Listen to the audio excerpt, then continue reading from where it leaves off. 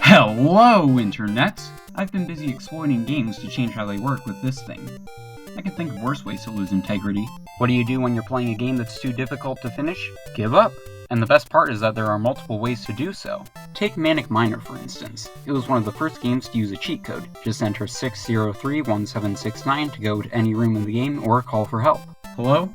Yeah, I was wondering if you knew anything about miners, specifically the Manic variety. Of course, codes are a lot easier to remember with a standard controller, such as the famous Konami code. In many of the company's NES games, some extra help is just an up up down down left right BA start away.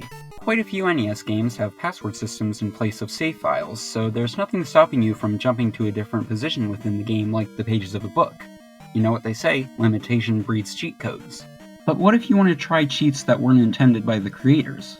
Well, let me introduce you to the forbidden fruit of gaming. This is the Game Genie, the best way to be a little scumbag while playing games. Just pop it in between the game and the system, enter your 3 wishes in the form of codes, and see what happens. You can do some crazy stuff with this thing, like almost beat Ghostbusters on NES. Not only that, but there are also versions of the Game Genie on Super NES, Game Boy, Genesis, and even the Game Gear. And this wasn't even the only cheat device around at the time. There was the Game Shark, the Code Breaker, and the Action Replay, which got its start all the way back on the Commodore 64.